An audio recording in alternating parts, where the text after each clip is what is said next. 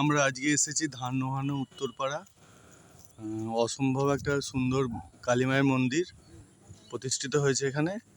এখানকার বহু লোক সমাগম হয়। এখানকার লোকাল একজনকে কথা বলছি। দাদা, আপনার নাম কি? দিবাকর পুরকাই। এই মন্দির সম্বন্ধে একটু বলুন না। মন্দির সম্বন্ধে বলতে এর বহুত অনেক কিছু ইচ্ছা।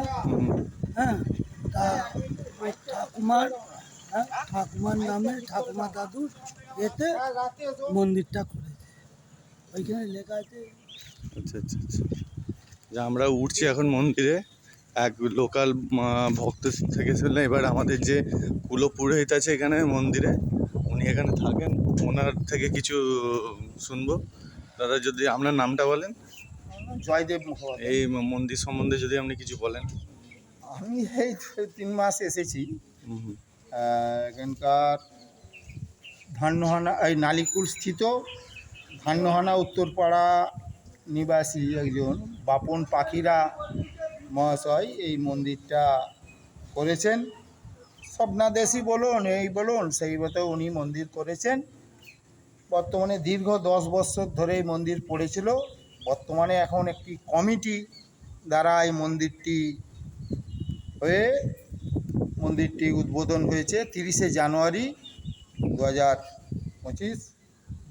এই মতো করে মন্দিরটি পরিচালনা হয়। এখানে সকাল 6:30টায় মন্দির খোলা হয়, দুপুর 12টায় ভোগ পাঠ হয় ও বন্ধ হয়ে যায়। পুজো পাঠ হওয়ার পর আবার 4:30টায় মন্দির খোলা হয়, 1:30 9টায় মন্দির বন্ধ হয়ে যায়। এইভাবেই পরিচালনা হয়।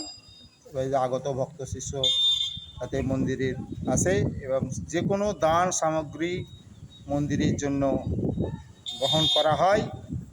হ্যাঁ, দুপুরে ভোগের সামগ্রী, রাতে শীতল ভোগ, লুচি, সুজি নিতে হয়। ওইদিকে একটি অফিস রয়েছে, পাশেই একটি শিব মন্দির আর রাধাকৃষ্ণ মন্দির হয়েছে, একটি নাট মন্দির হয়েছে। এইভাবেই পরিচালিত হয়ে আসছে। বর্তমানে কমিটি দ্বারা এটি পরিচালনা হচ্ছে। ঠিক আছে, ওকে, থ্যাংক ইউ।